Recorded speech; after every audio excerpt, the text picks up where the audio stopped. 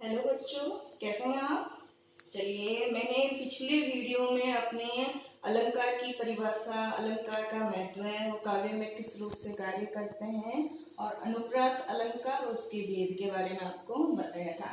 चलिए, आज हम पढ़ते हैं यमक अलंकार के बारे में कि यमक अलंकार क्या होता है। तो आइए इसकी परिभाषा देखते हैं कि जब किसी पद में एक शब्द का एक से अधिक बार प्रयोग होता है और प्रत्येक बार जब उसका जो अर्थ होता है वो अलग अलग होता है। कोई भी जो शब्द है वो एक से अधिक बार आता है और प्रत्येक बार उसका अर्थ अलग अलग होता है, वहां पर कौन सा अलंकार होता है? यमक अलंकार होता है। ठीक है, अब इसे उदाहरण से अपन समझने की कोशिश करते हैं। पहला इसका उदाहरण अपने लेते हैं, काली घटा का घमंड घटा।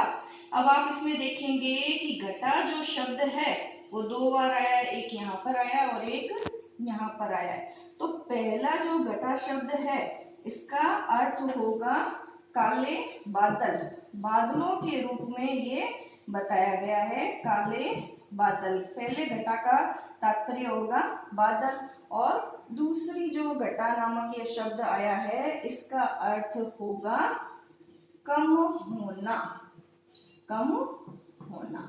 ठीक है, तो इस उदाहरण में आप देखिए घटा जो शब्द है वो दो बार आया है और दोनों बार इसका अर्थ अलग अलग है।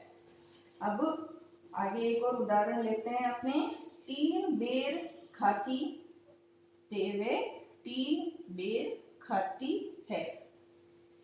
भूषण का ये एक उदाहरण है, ठीक है, जिसमें जो शिवाजी है उनके त्रास से मुगल स्त्रियों की क्या दशा हुई थी, उनका एक ये पद है, इसके बारे में है कि तीन बेर खाती थी तेवे तीन बेर खाती है। इसमें भी आप देखेंगे कि जो बेर शब्द है वो दो बार आया है। पहला जो बेर शब्द है उसका अर्थ होगा बार, ठीक है ना, दिन में तीन बार। और दूसरा जो बेर है इसका तात्पर्य होगा बेर नामक एक फल। तो जैसे कि इस उदाहरण में भी आपको स्पष्ट हो गया होगा कि ये जो बेर शब्द है वो दो बार आया है और दोनों बार जो इसका अर्थ है वो अलग अलग बन रहा है। चलिए अगले उदाहरण की तरफ अपने बढ़ते हैं। एक बहुत प्रसिद्ध उदाहरण है इसका, कनक कनकते सो गुनी मादकता अधिकाय, वा खाए बोराए जग वा पाए बोराए। अब इसमें भी आप देखेंगे कि जो कनक शब्द है वो दो बार आ रहा है। जो पहला कनक है उसका अर्थ होगा अपने स्वर्ण और दूसरा कनक है इसका अर्थ होता है धतूरा। कि जो सोना होता है, स्वर्ण जो होता है उसका जो नशा होता है वो धतूरे से भी अधिक होता है। जो धतूरा खाता है वो तो एक बार पागल होता है, किंतु अगर कनक का घमंड आ जाता है, स्वर्ण का अभिमान आता है, वैभव का अभिमान यदि व्यक्ति में आ जाता है तो वो पागल ही हो जाता है, हमेशा के लिए पागल हो जाता है।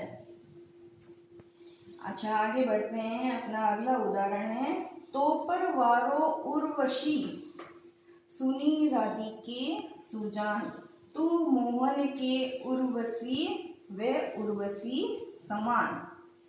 अब इसमें जो है कुछ गोपियां हैं वो राधा के लिए कह रही है। अब इसमें भी आप देखिए उर्वशी जो शब्द है वो तीन बार आया है कि तोपर वारो उर्वशी। पहला जो ये उर्वशी शब्द है इसका अर्थ है उर्वशी नामक अप्सरा, ठीक है। और दूसरा जो उर्वशी शब्द है उसका अर्थ होगा उर के अंदर, यानी मन के अंदर बसी हुई। तो इसमें जो है गोपिया राधा से कह रही है कि तुम्हारा जो सौंदर्य है वो तो ऐसा है कि तेरे पर स्वर्ग की जो उर्वशी है, अप्सरा है, उस पर भी वारा जा सकता है, उसको भी वारा जा सकता है। तू तो मन मोहन के उर्वशी, यानी कि तू तो श्याम के, कृष्ण के उर में बसी हुई है, उनके हृदय में बसी हुई है, तो तू तो उसके लिए उर्वशी के समान ही है। तो इसमें उर्वशी शब्द आया है, 2 बार आया, 3 बार आया है, और इसमें तीनों बार इसका अर्थ अलग है। पहला और तीसरा जो है उसका अर्थ समान है, उर्वशी अप्सरा से लिया गया है। दूसरा जो उर्वशी शब्द आया है उसका अर्थ है उर के अंदर। तो आशा करती हूँ आप ये समझ गए होंगे यमक अलंकार के बारे में कि इसमें जो शब्द आता है एक से अधिक बार, प्रत्येक बार उसका अर्थ अलग अलग होगा।